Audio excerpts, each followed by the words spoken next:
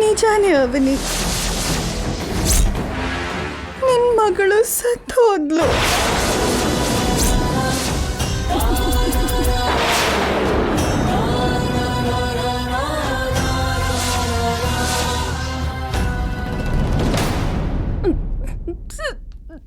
ಸತ್ತೋದ್ಲ? ನೀವು ತಗೊಂಡ ನಿರ್ಧಾರದಿಂದಾನೇ ಸತ್ತು ಹೋಗಿದ್ದು. ಮಗುನ ಹಾಗೆ ನೋಡೋ ಧೈರ್ಯ ಮಾಡೋಕ್ಕಾಗದೆ ಮಗುನ ನಾವು ನೋಡೋದಕ್ಕೆ ಕೂಡ ಹೋಗ್ಲಿಲ್ಲ. ಹಾಗೆ ನೋಡ್ಬೇಕು ಅಂತ ನಾವು ಅನ್ಕೊಳ್ಳಿಲ್ವಲ್ಲಮ್ಮ. ನಾವು ಏನೇನೋ ಊಹಿಸ್ಕೊಂಡಿದ್ವಿ. ಪ್ರತಿಯೊಂದು ನಮ್ಮ ಆಸೆಗೆ ವಿರುದ್ಧವಾಗೇ ನಡೆದೋಯ್ತು. ನಿನ್ ಮಗಳು ಸತ್ತು ಹೋಗ್ತಾಳೆ ಅಂತ ಯಾರೂ ಅನ್ಕೊಂಡಿರ್ಲಿಲ್ಲ ಅವನಿ. ನನ್ನ ಮಗಳು ಸತ್ತೋಗಿಲ್ಲ.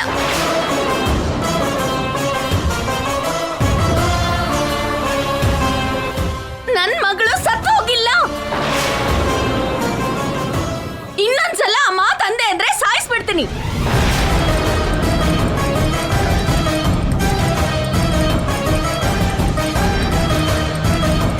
ನನ್ ಮಗು ಯಾಕೆ ಸಾಯತ್ತೆ? ಹಾ, ಯಾಕೆ ಸಾಯತ್ತೆ? ಹುಚ್ಚಾಗಿ ಮಾತಾಡ್ಬೇಡಿ. ನಂಗೆ ಮಗಳು ಹುಡ್ತಾಳೆ ಅಂತ ತಾಳೆಗರಿ ಗ್ರಂಥದಲ್ಲಿ ಬರ್ತಿದೆ. ಅಮ್ಮನವರ ಅಂಶ ಅವಳು. ಅವಳು ಕಾರಣ ಜನ್ಮಳು. ಯಾಕೆ ಸತ್ತೋಗ್ತಾಳೆ?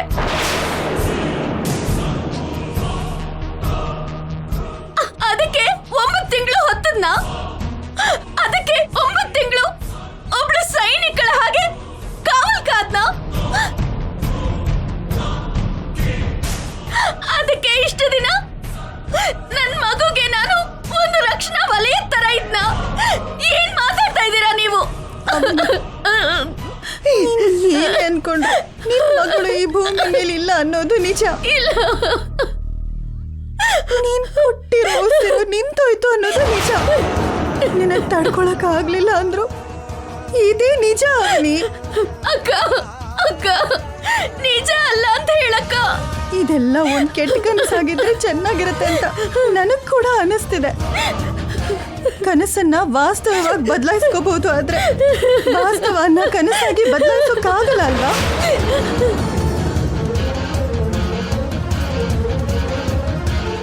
ನಾನ್ ಮಾಡಿರೋ ಪೂಜೆ ಎಲ್ಲ ಏನಾಯ್ತು?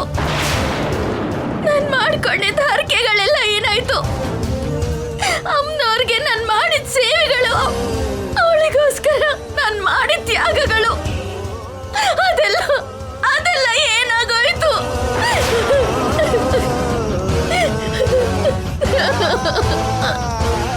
ತಾಯಿಯಿಂದ ಮಗುನ ಆ ದೇವ್ರು ಹೇಗ್ ಬೇರೆ ಮಾಡ್ತಾನೆ? ನಂಗಿಂತ ಅನ್ಯಾಯ ಹೇಗ್ ಮಾಡ್ದೆ?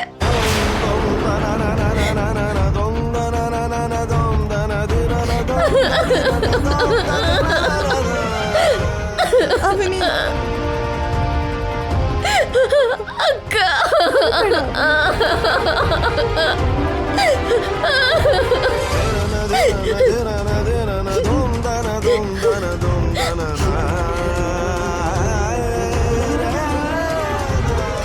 ಎದ್ದೇಳು ಕಂದ. ನಿನ್ನ ಉಸಿರು ನಿಲ್ಬಾರ್ದು. ಎದ್ದೇಳು. ನೀನಿಲ್ಲ ಅಂದ್ರೆ ನನ್ನ ಜನ್ಮಕ್ಕೆ ಅರ್ಥನೇ ಇರಲ್ಲ. ನನ್ ಬಂಗಾರ ಕಂದ ಅಲ್ವಾ? ನನ್ ಬಂಗಾರ ಅಲ್ವಾ? ಅಮ್ಮನ ಹತ್ರಕ್ ಬಾ ಅಮ್ಮ. ಈ ಅಮ್ಮನ ಹತ್ರಕ್ ಬಾ ಅಮ್ಮ.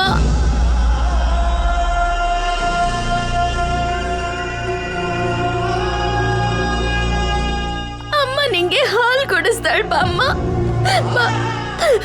ಅಮ್ಮ ನಿಂಗೆ ಕಾಡಿಗೆ ದೃಷ್ಟಿ ಕೊಟ್ಟಿಡ್ತಾಳೆ.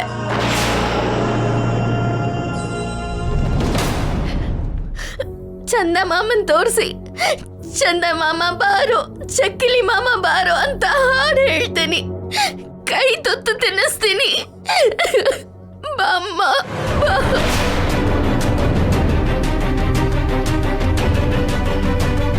ಅಮ್ಮನ್ನ ಅಳಿಸ್ಬೇಡಮ್ಮ. ನಿನಗ್ ಜನ್ಮ ಕೊಟ್ಮೇಲೆ ಈ ಗರ್ಭದೊಳಗೆ ಗಾಯ ಆಗ್ಬಿಟ್ಟಿದೆ. ಇವಾಗ ನೀನ್ ಈ ಗಾಯದ ಮೇಲೆ ಇನ್ನೊಂದು ಗಾಯ ಮಾಡಬೇಡ ತಾಯಿ.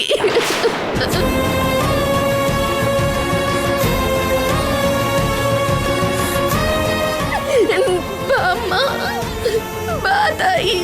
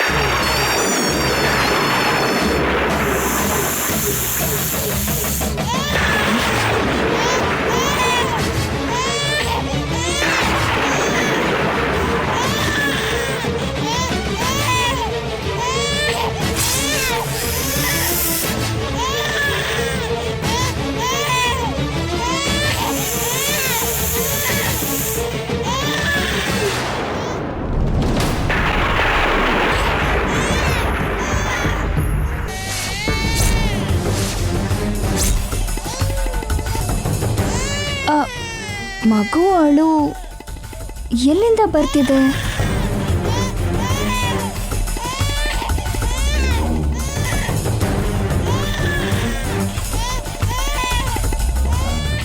ಅಯ್ಯಯ್ಯೋ, ಈ ಸಮಯದಲ್ಲಿ ಮಗು ಇಂಥ ಜಾಗದಲ್ಲಿದೆಯಲ್ಲ, ಯಾರೂ ಇಲ್ಲ. ಮತ್ತೆ ಈ ಮಗು ಇಲ್ಲಿಗೆ ಹೇಗೆ ಬಂತು? ಯಾರಾದ್ರೂ ಇದ್ದೀರಾ? ಏನ್ರಿ ಏನ್ರಿ? ಯಾರ ಮಗುನೋ ಏನೋ ತುಂಬಾ ಅಳ್ತಿದೆ.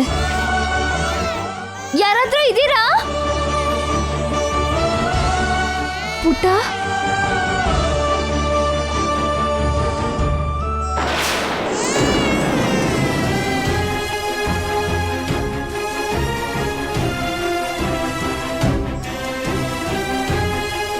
ಹುಣ್ಣಿಮೆ ದಿನ ಮಾತ್ರನೇ ಮತ್ತೊಬ್ಬರನ್ನ ಮುಟ್ಟೋ ಶಕ್ತಿ ಆಗಲಿ, ಮತ್ತೊಬ್ಬರೊಳಗೆ ಪ್ರವೇಶಿಸೋ ಶಕ್ತಿ ಆಗಲಿ ನನಗೆ ಸಿಗುತ್ತೆ.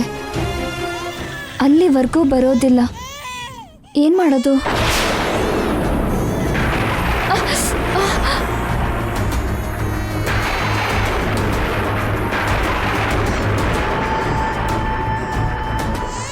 ಅಯ್ಯೋ, ಮಳೆ ಬರೋ ಥರ ಇದೆಯಲ್ಲ, ಏನು ಮಾಡೋದು? ನನ್ನ ಮಾತುಗಳು ಯಾರಿಗೂ ಕೇಳಿಸಲ್ಲ. ಮಗು ಎಷ್ಟು ಸುಂದರವಾಗಿದೆ ಅಲ್ವಾ? ಮೇಲಿಂದ ಭೂಮಿಗೆ ಬಂದಿರೋ ಹಾಗೆ. ಕಾರಣ ಜನ್ಮದ ಮುಖದಲ್ಲಿ ಎಷ್ಟು ದೈವತ್ವ ಕಾಣಿಸುತ್ತೋ, ಈ ಮಗುವಲ್ಲೂ ಕೂಡ ಅಷ್ಟೇ ದೈವತ್ವ ಕಾಣಿಸ್ತಿದೆ. ಅಳ್ಬೇಡ ತಾಯಿ. ಯಾರಾದ್ರೂ ಇದ್ದೀರಾ? ಯಾರಾದ್ರೂ ಇದ್ದೀರಾ? ಮಗಳನ್ನ ಕಣ್ಣಾರೆ ನೋಡೋಣ ಅನ್ಕೊಂಡಿದ್ದೆ. ಕಣ್ಣಿನ ರೆಪ್ಪೆ ಹಾಗೆ ಕಾಪಾಡ್ಕೋಬೇಕು ಅನ್ಕೊಂಡಿದ್ದೆ. ಅವಳನ್ ಕೊನೆದಾಗ ಕೂಡ ನೋಡಕ್ಕಾಗದೆ ಇರೋ ಪರಿಸ್ಥಿತಿ ಬಂತು.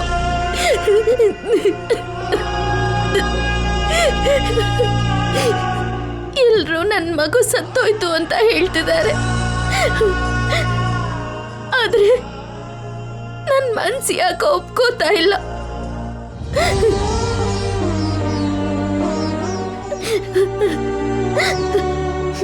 ಪರಿಸ್ಥಿತಿನ ನೋಡ್ತಿದ್ರೆ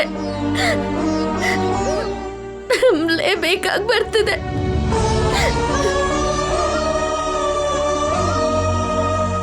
ಜಾತಕ ಇರೋಂತ ಮಗುನ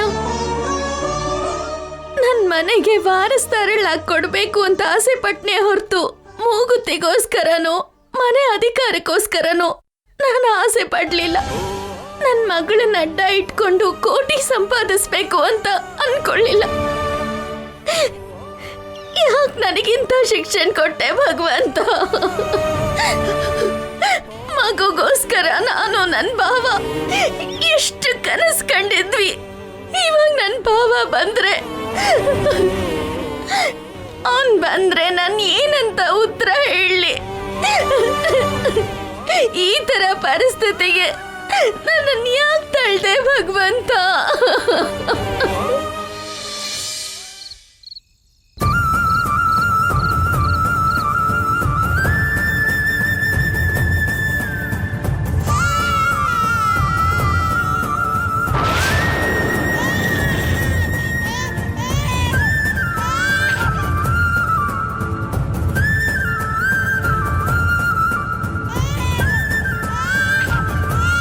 ಇನ್ನು ತುಂಬಾ ಹುಣ್ಣಿಮೆ ಬಂದಿಲ್ವೇ?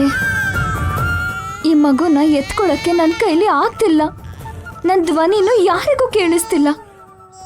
ಇವಾಗ ಏನ್ ಮಾಡೋದು?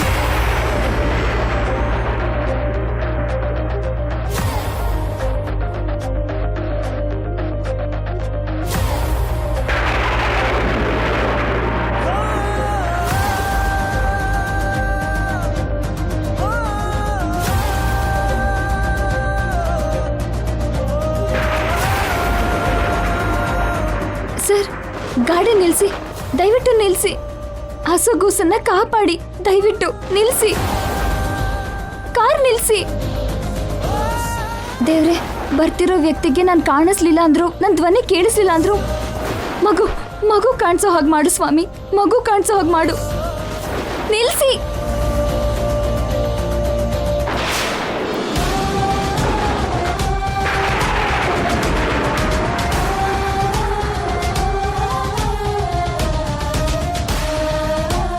ಅಯ್ಯೋ ಭಗವಂತ, ಆ ಮಗುನ ಹಾಗೆ ಒಂಟಿಯಾಗಿ ಹೇಗ್ ಬಿಟ್ಟಿದ್ಯಾ?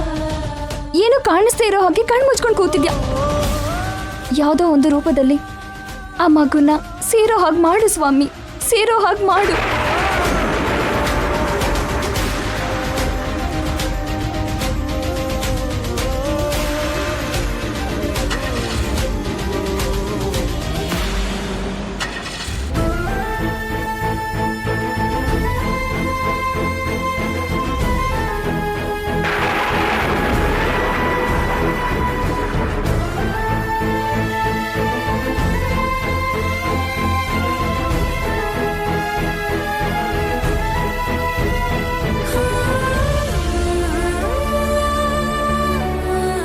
ಸರ್ ಸರ್, ಅಲ್ಲಿ ಎಳೆ ಮಗು ಇದೆ ರೀ. ಯಾರೋ ಬಿಟ್ಟು ಹೋಗಿರೋ ಹಾಗಿದೆ. ಮಗುಗೆ ಎಲ್ಲ ಅಪಾಯ ಆಗುತ್ತೋ ಅಂತ ತುಂಬಾ ಭಯ ಆಗ್ತಿದೆ. ಒಂದ್ಸರಿ ಆ ಕಡೆ ನೋಡಿ ಸರ್, ಒಂದ್ಸರಿ ಆ ಕಡೆ ನೋಡಿ ಸರ್. ಸರ್, ಒಂದ್ಸರಿ ಆ ಮಗುನ್ ನೋಡಿ sir.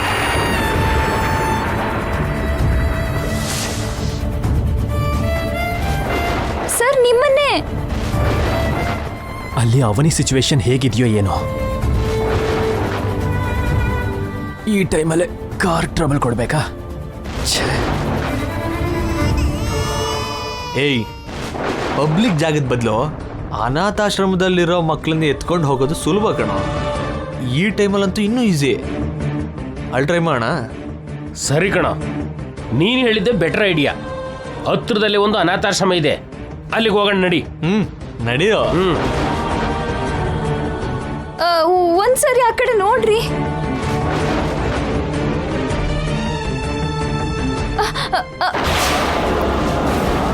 Sir sir sir,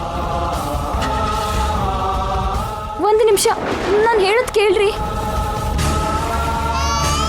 sir. ಆ ಮಗುನ ಒಂದ್ಸರಿ ನೋಡಿ sir. Sir sir, please sir.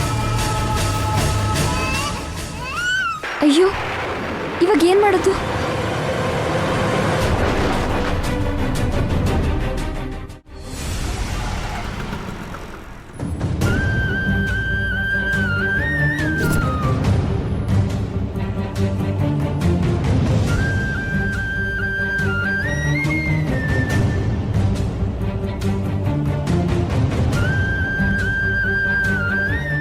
ಹಳ್ಳಿಯವ್ರಿಗೆಲ್ಲ ನನ್ನಂತ ಜಾತಕ ಹೊಂದಿರೋ ಹೆಣ್ಣು ಮಗುನ ಕರ್ಕೊಂಡ್ ಬರ್ತೀನಿ, ನೀವೆಲ್ರೂ ಮುಂದೆ ಮುಂದೆ ಯಾವುದೇ ಭಯ ಇಲ್ಲದೆ ಬದುಕ್ಬೋದು ಅಂತ ಮಾತು ಕೊಟ್ಟಿದ್ದೆ ರೀ. ಅವ್ರ ಪರಿಸ್ಥಿತಿಗಿಂತ ಮುಂಚೆ ನನ್ನ ಹೃದಯನೇ ನಿಂತು ಹೋಗೋ ತರ ಇದೆ.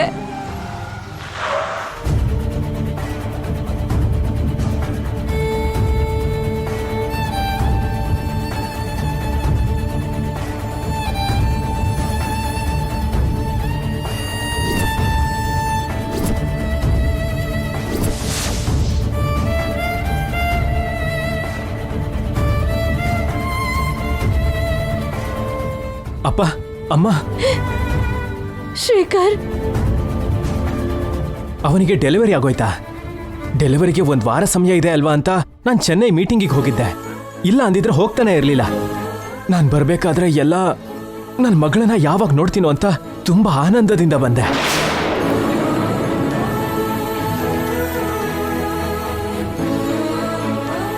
ಮಗು ಹೇಗಿದೆ? ಆರೋಗ್ಯವಾಗಿ ಹುಟ್ಟಿದ್ಯಾ? ಒಳ್ಳೆ ವೆಯ್ಟ್ ಇದೆಯಾ? ನನ್ನ ಹೋಲಿಕೆ ಇದೆಯಾ, ಅವನಿಗೆ ಹೋಲಿಕೆ ಇದೆಯಾ?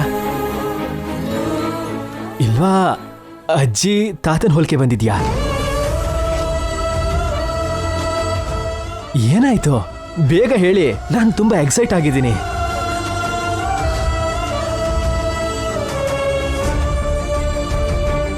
ಹೇಳಿ ಅಪ್ಪ, ಅಮ್ಮ, ಹೇಳಿ.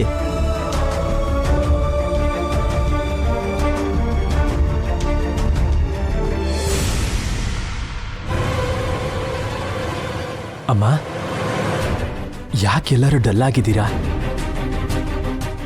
ಡೆಲಿವರಿ ಕಾಂಪ್ಲಿಕೇಟ್ ಆಗಿರತ್ತೆ ಅಷ್ಟೇ ಅಲ್ವಾ? ನಾನು ಅವನಿಗೆ ಧೈರ್ಯ ಹೇಳ್ತೀನಿ. ಮಗು ಇನ್ಕ್ಯುಬೇಟರ್ ಅಲ್ಲಿದೆಯಾ? ಮಗುಗೇನೂ ಆಗಲ್ಲ. ನಾನು ಅವನಿಗೆ ಸಮಾಧಾನ ಮಾಡ್ತೀನಿ. ನೀವೇನು ಚಿಂತೆ ಮಾಡಬೇಡಿ. ಅವನಿ ರೂಮ್ನಲ್ಲಿದ್ದಾಳ? ಅವನಿ ಅವನಿ ಅವನಿ ಅವನಿ ಅವನಿ ಬಾವಾ,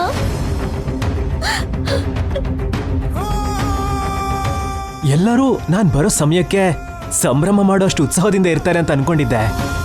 ಯಾರನ್ನೋ ಕಳ್ಕೊಂಡಿರೋ ಹಾಗೆ ಬೇಜಾರಲ್ಲಿದ್ದಾರೆ. ಹೆಚ್ಚು ಅಂದ್ರೆ ಮಗುಗೆ ಸೀರಿಯಸ್ ಆಗಿರತ್ತೆ.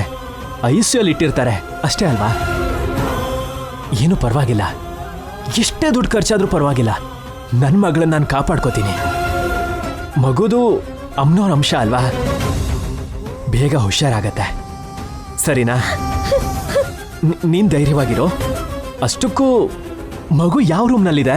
ನಾನು ತಕ್ಷಣ ನೋಡಬೇಕು. ಮಗು ಎಲ್ಲಿದೆ ಹೇಳು ಅವನಿ. ಮಗು ಎಲ್ಲಿದೆ? ಎಲ್ಲಿದೆ ಅವನಿ?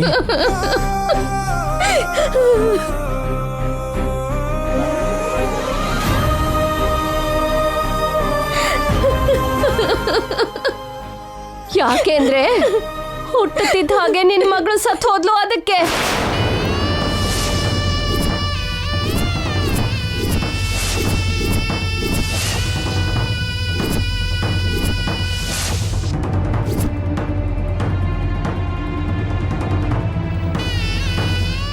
ನಿಮ್ಮನ್ನ ಅಪ್ಪ ಅಮ್ಮ ಅಂತ ಕರೀದೆ, ನಮ್ಮನ್ನ ತಾತ ಅಜ್ಜಿ ಅಂತ ಕರೀದೆ. ನಿನ್ ಮಗಳು ಎಲ್ಲರನ್ನು ಬಿಟ್ಟು ಹೊರಟೋದ್ಲು ಶ್ರೀಕರ್. ನೋ!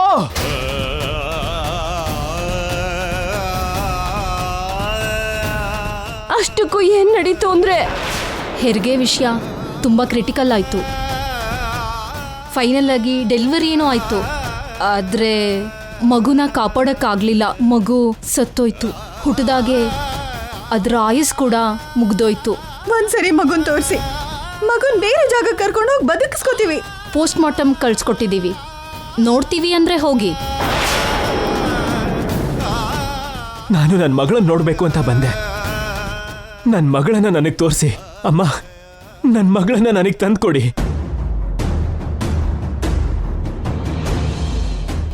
ತುಂಬಾ ದಿನಗಳಿಂದ ಮಗುಗೋಸ್ಕರ ಎದುರು ನೋಡ್ತಾ ಇದ್ವಿ. ಒಂದು ವರಪ್ರಸಾದನ ಪಡೆದಿದ್ದೀವಿ ಅಂತ ಗರ್ವ ಪಡ್ತಾ ಇದ್ವಿ. ಅದೃಷ್ಟವಂತರು ಅನ್ಕೊಂಡು ಸಂತೋಷ ಪಟ್ವಿ.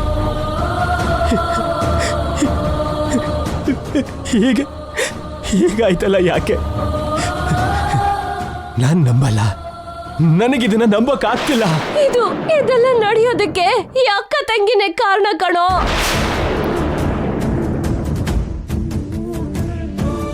ಪದೇ ಪದೇ ನಮ್ಮನ್ನ ದೋಷಿಗಳಾಗಿ ಮಾಡ್ಬೇಕು ಅನ್ನೋ ಪ್ರಯತ್ನ ಯಾಕೆ ಮಾಡ್ತಿದ್ಯಾ? ಎಲ್ಲ ನಿಮ್ಮಿಂದನೇ ಆಗಿದ್ದು.